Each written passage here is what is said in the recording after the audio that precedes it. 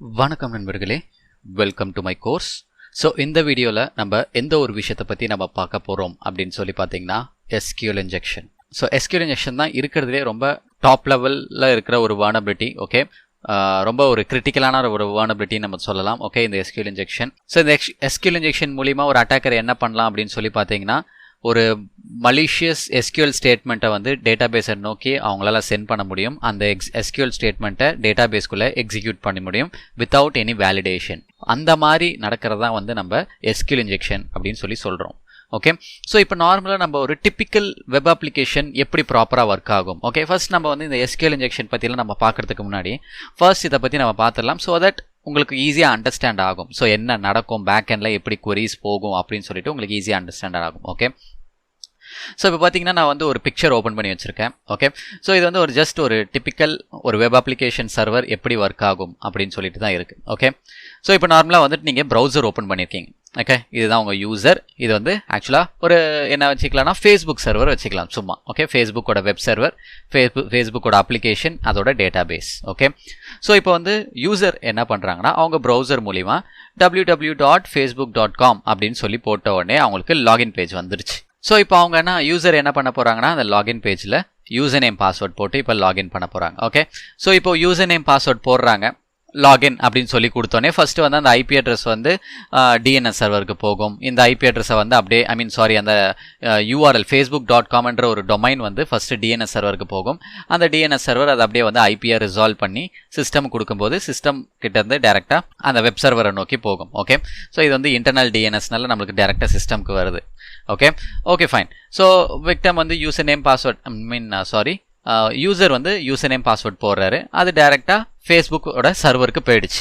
Okay, so ஃபேஸ்புக்கோட server என்ன பண்ணுன்னா அந்த ரெக்வஸ்ட்டை, அந்த HTTP ரெக்வஸ்ட்டை வந்து அப்படியே அப்ளிகேஷன் உள்ள சென்ட் பண்ணும். ஸோ இந்த இடத்துல தான் ஆக்சுவலாக ஃபேஸ்புக் ரன் ஆகும். இந்த அப்ளிகேஷன் சர்வர்னு போட்டிருக்கு பார்த்தீங்களா, இதுக்குள்ளே தான் ஆக்சுவலாக ஃபேஸ்புக் இருக்கும். ஃபுல்லாகவே ஃபேஸ்புக்கோட ஃபுல் அப்ளிகேஷன் இதுக்குள்ளே தான் இருக்கும். ஓகே, ஸோ இந்த அப்ளிகேஷன் சர்வர் என்ன பண்ணுன்னா அதுதான் ஆக்சுவலாக இந்த வெப் அப்ளிகேஷன்ஸ் எல்லாத்தையுமே அது ரன் பண்ணும். ஸோ நம்மளோட ரெக்வஸ்ட் வந்து இங்கே போயிடுச்சு, வெப் அப்ளிகேஷனுக்குள்ளே போயிடுச்சு. ஸோ இப்போது ஆப்வியஸாக அது வந்து ஒரு யூசர் நேம் பாஸ்வேர்ட். ஸோ ஆப்வியஸாக யூசர் நேம் பாஸ்வேர்ட்லாம் எங்கே ஸ்டோர் ஆயிருக்கும், ஆப்வியஸாக அது டேட்டா பேஸ்க்குள்ளே தான் ஸ்டோர் ஆயிருக்கும். ஸோ அப்ளிகேஷன் சர்வர் என்ன பண்ணுன்னா அந்த வெப் அப்ளிகேஷன் நம்ம கொடுத்துருக்க ரெக்வஸ்ட் வந்து ஒரு SQL கொரியாக மாற்றும். எதுக்காக SQL கொரியாக மாற்றோம்னா டேட்டா பேஸ்க்கு SQL கொரிஸ் தான் அண்டர்ஸ்டாண்ட் ஆகும். ஸோ அந்த ஒரு ரீசனுக்காக இந்த வெப் அப்ளிகேஷன் வந்து அந்த HTTP ரெக்வஸ்ட்டை ஒரு கொரியாக மாற்றும். இப்போ ஃபார் எக்ஸாம்பிள் அந்த கொரி எப்படி இருக்குன்னு பார்த்தீங்கன்னா, இப்போ நான் சிம்பிளாக ஒரு கொரி எழுதுறேன், அவ்வளோதான். ஓகே, இது வந்து லைக் ரியல் கொரியெல்லாம் கிடையாது. Okay, like select star from users where யூ நேம் is equals Luffman and pass equals proxy அப்படின்னு சொல்லிட்டு ஒரு ரெக்வஸ்ட் ஃபார்ம் ஆகி போகும். ஓகே, ஸோ இப்படி தான் ஒரு டிப்பிக்கல் SQL query இந்த மாதிரி தான் இருக்கும். லைக் செலக்ட் ஸ்டார்னா எனிதிங். ஓகே, ஃப்ரம் யூசர்ஸ், இது வந்து table. Okay, where user name is equal to Luffman and pass is equal to proxy. So இந்த மாதிரி ஒரு query வந்து பேக் எண்டில் வந்து இந்த அப்ளிகேஷன் வந்து கிரியேட் பண்ணும்.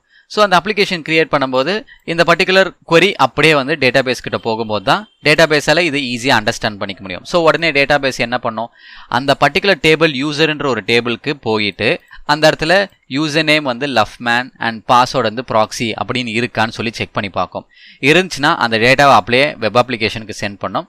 ஸோ உடனே வெப் அப்ளிகேஷன் வந்து என்ன பண்ணோன்னா அதை அப்படியே வந்து வெப் சர்வருக்கு சென்ட் பண்ணும். வெப் சர்வர் வந்து அந்த பர்டிகுலர் பேஜை அப்படியே வந்துட்டு ப்ரௌசருக்கு சென்ட் பண்ணும். ஸோ அப்போ தான் நம்மளுக்கு வந்து அந்த ஃபேஸ்புக்கோட ப்ரொஃபைல் பேஜ் நம்மளுக்கு இங்கே ஓப்பன் ஆகுது. ஓகே, ஸோ இவ்வளோ ப்ராசஸ் பேக் எண்டில் நடக்குது. ஓகே, ஸோ இதில் வந்து SQL இன்ஜெக்ஷன் வந்து எப்படி ஒர்க் ஆகுது அப்படின்னு சொல்லி பார்த்தீங்கன்னா, இப்போ இதில் வந்து நம்ம பார்த்துருந்தோம், நம்ம சென்ட் பண்ணுற எல்லா HTTP ரெக்வஸ்ட்லையுமே வந்து நார்மல் ஒரு டிப்பிக்கல் HTTP ரெக்வஸ்ட்டாக தான் இருக்கும். இதுக்கு முன்னாடி நம்ம HTTP ரெக்வஸ்ட்னா என்னன்னு பார்த்துருப்போம். ஓகே, நீங்களே பார்த்துருப்பீங்க, ஒரு நார்மல் ரெக்வஸ்ட்டாக தான் இருக்கும். ஓகே, ஸோ அந்த ரெக்வஸ்ட்டில் வந்து ஆப்வியஸாக ஒரு யூசர் நேம் பாஸ்வேர்டு இருந்துச்சுன்னா அந்த யூசர் நேம் பாஸ்வேர்டு வந்து ஆக்சுவலாக ஆப்வியஸாக ஸோ அந்த யூசர் நேம் பாஸ்வேர்டு வந்து டேட்டா பேஸ்க்குள்ளே தான் ஸ்டோர் ஆயிருக்கும். ஸோ டேட்டா பேஸ்க்கு வந்து ஆப்வியஸாக SQL queries மட்டும் தான் தெரியும். ஸோ அந்த SQL queryயை கன்வெர்ட் பண்ணுறோட வேலை யார், வெப் அப்ளிகேஷனோட வேலை தான் அது. ஓகே, ஆனால் இதுவே அந்த பர்டிகுலர் அப்ளிகேஷனில் SQL வால்னரபிலிட்டி இருந்துச்சுன்னா இந்த சைடில் யூசர் இருக்கா பார்த்தீங்களா, அட்டாக்கர், இவங்க அட்டாக்கர்னு வச்சுக்கலாம். இந்த அட்டாக்கரே இந்த வெப் அப்ளிகேஷன் கிரியேட் பண்ணுற கொரீஸே வந்து அட்டாக்கர் இங்கேயே ஜென்ரேட் பண்ணி சென்ட் பண்ணலாம். சென்ட் பண்ணும்போது என்ன ஆகும், ஒன்ஸ் இங்கே வந்ததுக்கப்புறம் வெப் அப்ளிகேஷன் அதை ப்ராப்பராக வேலிடேட் பண்ணலன்னா அதை அப்படியே டேட்டா பேஸ்குள்ளே தள்ளி விட்டுரும்.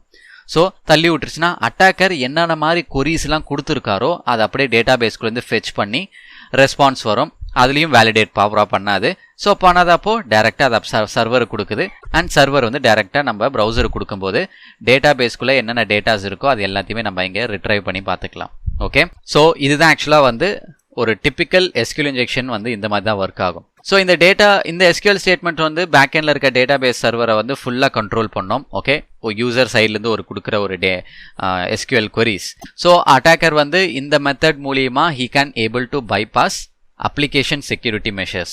ஈவன் ஒரு அப்ளிகேஷன் வந்து ரொம்ப ஸ்ட்ராங்காக இருக்குது, பட் ஆனால் இந்த மாதிரி ஒரு வேலிடேஷன் ப்ராப்பராக இல்லைனா அட்டாக்கர் என்ன மாதிரி செக்யூரிட்டி இம்ப்ளிமெண்ட் பண்ணியிருந்தாலும் வெப் அப்ளிகேஷனில் அதை ஈஸியாக அவரால் பைபாஸ் பண்ணி போக முடியும். ஸோ அட்டாக்கர் வந்து ஈவன் ஆத்தென்டிகேஷன், ஆத்தரைசேஷன் இது எல்லாத்தையுமே அவரால் பைபாஸ் பண்ண முடியும். அண்ட் அட்டாக்கரால் SQL இன்ஜெக்ஷன் மூலிமா என்னென்னலாம் பண்ணலாம் பார்த்தீங்கன்னா, ஒரு பர்டிகுலர் கண்டென்ட்டை வந்து உள்ளே ஆட் பண்ண முடியும். ஓகே, லைக் ஒரு இப்போ ஃபார் எக்ஸாம்பிள் டேட்டா பேஸ்க்குள்ளே நிறைய யூசர்ஸ் இருக்காங்கன்னா அவரால் ஒரு யூசர்ஸை ஆட் பண்ண முடியும். உள்ளே இருக்க டேட்டாவை அவரால் மாடிஃபை பண்ண முடியும். அண்ட் உள்ளே இருக்க டேட்டாவை டெலீட் கூட அவரால் பண்ண முடியும். ஓகே, ஸோ இந்த மாதிரி டைப் ஆஃப் டெக்னிக் எல்லாமே வந்து இந்த SQL இன்ஜெக்ஷன் மூலிமா ஒரு அட்டாக்கர் பர்ஃபார்ம் பண்ணலாம். ஓகே, இப்போ ஒரு எக்ஸாம்பிள், சும்மா ஜஸ்ட் ஒரு எக்ஸாம்பிள் நான் காமிக்கிறேன். ஓகே, இது வந்து ஆக்சுவலாக பார்த்தீங்கன்னா ஒரு SQL இன்ஜெக்ஷன் மூலிமா அட்டாக்கர் என்ன பண்ணுறாருனா டேட்டா பேஸ்க்குள்ளே பாஸ்வேர்டை சேஞ்ச் பண்ணுறாரு. ஓகே, ஒரு அட்மினிஸ்ட்ரேட்டர்ன்ற ஒரு யூசரோட பாஸ்வேர்டு அவரோட எண்ட்லேருந்தே கொரீஸை பில்ட் பண்ணி அந்த கொரீஸை டேரெக்டாக அப்ளிகேஷன் நோக்கி சென்ட் பண்ணுறாரு. அப்ளிகேஷன் நோக்கி சென்ட் பண்ணும்போது அதை ப்ராப்பராக வேலிடேட் பண்ணாமல் அந்த ரெக்வஸ்ட்டை, அந்த கொரியை டேரெக்டாக டேட்டாபேஸ் சர்வருக்குள்ளே டேரெக்டாக சென்ட் பண்ணுது. ஸோ டேட்டாபேஸ் சர்வருக்குள்ளே டேரெக்டாக சென்ட் பண்ணும்போது என்ன ஆகுதுன்னா, உள்ளே இருக்கிற அந்த கொரீஸ் வந்து உள்ளே ரன் ஆகி அதுக்கேற்ற கமாண்ட்ஸை வந்து ப்ராப்பராக எக்ஸிக்யூட் பண்ணி அட்டாக்கருக்கு ரிசல்ட்டை கொடுக்குது. ஓகே, ஸோ இங்கே பார்த்தீங்கன்னா ஆக்சுவலாக வந்து அட்டாக்கர் வந்து like update users set password is equal டுன்னு சொல்லிட்டு அவரே ஒரு பாஸ்வேர்டு செட் பண்ணுறாரு.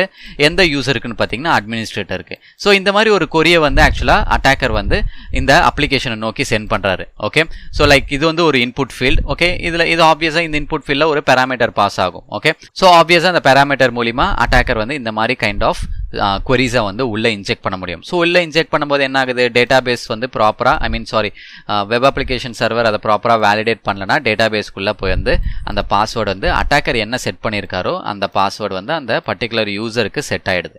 ஓகே, ஸோ இந்த மாதிரி டிஃப்ரெண்ட் டைப்ஸ் ஆஃப் கொரீஸ்லாம் வந்து அட்டாக்கரால் உள்ளே சென்ட் பண்ண முடியும். ஓகே, ஸோ இங்கே பார்த்தீங்கன்னா இதான் ஆக்சுவலாக அந்த query. ஸோ இந்த மாதிரி தான் கொரியை வந்து உள்ளே இன்ஜெக்ட் பண்ணுவாங்க attackers. Okay, so don't worry, நம்மளும் நிறைய டிஃப்ரெண்ட் டைப்ஸ் ஆஃப் கொரீஸ் வந்து நம்ம இன்ஜெக்ட் பண்ணி நம்மளோட அப்கமிங் லெக்சரர்ஸில் நம்ம நிறைய டிஃப்ரெண்ட் டைப்ஸ் ஆஃப் அட்டாக்ஸை நம்ம பார்ப்போம். ஓகே, ஸோ இப்போவே நீங்கள் போட்டு அதிகமாக கன்ஃபியூஸ் பண்ணிக்காதீங்க. ஜஸ்ட் SQL இன்ஜெக்ஷன்னா என்ன அப்படின்னு சொல்லி தெரிஞ்சு மட்டும் வச்சுக்கோங்க போதும். ஓகே, ஸோ SQL இன்ஜெக்ஷனில் பார்த்தீங்கன்னா ஆக்சுவலாக நம்மளுக்கு different types of SQL injection நம்ம ட்ரை பண்ணலாம். ஓகே, இப்போ என்னோட ஸ்க்ரீன் பார்த்தீங்கன்னா உங்களுக்கு தெரியும். Okay, like simple based, blind based, union and error based. So மொத்தம் பார்த்தீங்கன்னா ஆக்சுவலாக நம்மளுக்கு மேஜராக பார்த்தீங்கன்னா இந்த 3 டைப் தான் இருக்குது. ஓகே, ஸோ சிம்பிள் பேஸ்டு வந்து we are not going to care about that because அது வந்து ரொம்ப சிம்பிளாக தான் இருக்க போகுது, அதனால் பிரச்சனையே கிடையாது. ரொம்ப முக்கியமான ஒரு 3 இன்ஜெக்ஷன் எதுன்னு பார்த்தீங்கன்னா blind, union and error. So இந்த 3 தான் நம்ம ஆக்சுவலாக நம்மளோட கோர்ஸில் வந்து ரொம்ப மேஜராக டீப்பாக இன்டெப்த்தாக நம்ம பார்க்க போகிறோம் எல்லாத்தையுமே. Okay, so blind based SQL இன்ஜெக்ஷன்லேயே ஆக்சுவலாக வந்து 2 டைப் இருக்குது. ஆனால் இதுதான் ஆக்சுவலாக கொஞ்சம் கஷ்டமான ஒரு டைப் ஆஃப் இன்ஜெக்ஷன் இதுதான். ஓகே, ஏன்னா இதை ஐடென்டிஃபை பண்ணுறதே வந்து கொஞ்சம் கஷ்டம்.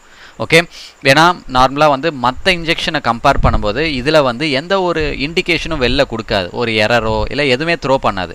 ஸோ த்ரோ பண்ணாத டைமில் வந்து நம்ம டிஃப்ரெண்ட் டைப்ஸ் ஆஃப் கொரீஸை இன்ஜெக்ட் பண்ணி வேறு ஒரு மெத்தட் மூலிமா தான் நம்ம இதை ஐடென்டிஃபை பண்ண முடியும். ஸோ அந்த ஒரு ரீசனுக்காக தான் இந்த பர்டிகுலர் பிளைண்ட் பேஸ்ட் இன்ஜெக்ஷன் வந்து கொஞ்சம் லிட்டில் பிட் ஹார்ட் அப்படின்னு சொல்லி சொல்கிறாங்க. ஸோ இது வந்து ஆக்சுவலாக எப்படி டேட்டா பேஸ்க்கு வந்து என்ன மாதிரி கொரீஸ் சென்ட் பண்ணுவாங்கன்னா, ஒரு கொஷின்ஸ் மாதிரி. ஓகே, ஒரு கொஷின் பேஸில் வந்து சென்ட் பண்ணுவாங்க. நீ இதை வச்சுருக்குன்னா எனக்கு இந்த மாதிரி பண்ணி காமி. ஸோ இந்த மாதிரி நீ இந்த இப்போ for example user is equal to admin, அது வந்து உண்மையாக இருந்தால் பேஜை லோட் பண்ணு அப்படின்ற மாதிரி நம்ம ஒரு கொரியை கொடுப்போம். அது பேஜ் லோட் பண்ணிச்சுன்னா ஓகே அட்மின்ன்ற ஒரு யூசர் வந்து உண்மையிலே இருக்குன்னு அர்த்தம். இப்போ for example user equal to Luffman அப்படின்னு சொல்லி கொடுக்குறேன், எனக்கு பேஜ் ப்ராப்பராக லோட் ஆகலைன்னா லஃப்மேன்னு சொல்லிட்டு ஒரு யூசர் உள்ளே இல்லைன்னு அர்த்தம். ஸோ இந்த மாதிரி கொஷின் பேஸில் வந்து நம்ம டேட்டா பேஸ் கிட்ட நம்ம கொஷின் கேட்போம். ஓகே, ஸோ அதை பேஸ் பண்ணி தான் நம்ம வந்து டிசைட் பண்ணுவோம் வெதர் இதில் வந்து இது வந்து பிளைண்டா இல்லை என்ன அப்படின்னு சொல்லிட்டு. ஓகே, அண்ட் யூனியன் பார்த்தீங்கன்னா ஆக்சுவலாக யூனியன் பேஸ்ட் வந்து ரொம்ப ஆப்வியஸாக நிறைய பேர் யூஸ் பண்ணிகிட்டு இருக்க ஒரு injection. Okay, so union injection வந்து பார்த்திங்கன்னா எல்லாமே செலக்ட் ஸ்டேட்மெண்ட் யூஸ் பண்ணி தான் ஃபுல்லாக பண்ணுவாங்க. ஓகே, ஸோ டோன்ட் வரி, இதையும் நம்ம வந்து நம்மளோட கோர்ஸில் வந்து கம்ப்ளீட்டாக டீட்டெயில்டாக பார்ப்போம். யூனியன் ஸ்டேட்மெண்ட் இது வந்து செலக்ட் கொரீஸை வந்து யூஸ் பண்ணுவாங்க, ஒரு ஃபுல் செலக்ட் ஸ்டேட்மெண்ட் எழுதுவாங்க. ஓகே, எனக்கு இந்த டேபிளுக்கு அந்த டேபிளுக்கு போயிட்டு எனக்கு இதை கொண்டு வா அப்படின்னு சொல்லிட்டு ஒரு ஃபுல் செலக்ட் ஸ்டேட்மெண்ட்டில் வச்சு எழுதுவாங்க. ஓகே, ஸோ இது வந்து ரொம்ப ஈஸியாக இருக்கும் ஆக்சுவலாக எனக்கு தெரிஞ்சு யூனியன். மற்ற எரர் அண்ட் பிளைண்டை கம்பேர் பண்ணும்போது யூனியன் ரொம்ப ஈஸியாகவே இருக்கும்.